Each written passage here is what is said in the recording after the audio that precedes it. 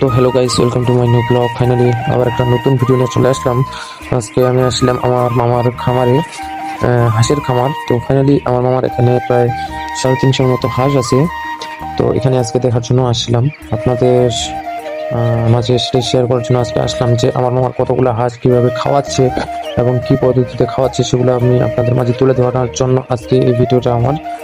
তো ফাইনালি আপনারা দেখতে পাচ্ছেন মামার আমি প্রথমত খাবার দিলাম, তারপর হাঁসগুলাকে ছেড়ে দেওয়া হলো। তো ছেড়ে দিয়ে ফাইনালি যেরকমভাবে হাঁসগুলা অর্ধেক করে ছাড়া হলো, যেহেতু জায়গায় শোর আমাদের, সে অনুযায়ী অর্ধেক হাঁস ছেড়ে খাওয়ার পর অর্ধেক হাঁস পরে ছাড়বো আমরা। তো প্রথমত আমরা অর্ধেক হাঁস ছেড়ে দিলাম, ছেড়ে দিয়ে প্রথমে ওদেরকে খাওয়াই নিয়ে পেট ভরে তারপর আবার ওদেরকে ছাড়া হবে।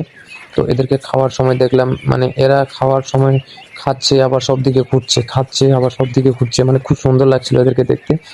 যেহেতু এখানে অনেক অল্প হাঁস বের করছি, সবগুলাই বের করা হয়নি, সে অনুযায়ী মানে এই সময়টাতে সেরকম সবগুলাই বোঝা যাচ্ছে না। আর অর্ধেক হাঁস ভিতরে আছে, এই যে এই হাঁসগুলা মানে সবগুলাই পুরো পুরো সবগুলো হাঁসই এখন একসাথে আপনাদের মাঝে দেখাচ্ছি। এই যে এগুলা হচ্ছে সব মামার টামার হাঁস। এখানে প্রায় 350-র মতো হাঁস আছে। ফাইনালি যতগুলো নিছিল সবগুলোই মোটামুটি আছে, নষ্ট হয়নি। মানে মামা প্রায় অনেকদিন থেকেই এই খামার করে। আর দ্বিতীয়ত যেগুলা হাঁস একবারে ছোট সেগুলাকে অন্য জায়গায় রাখা হয়েছে।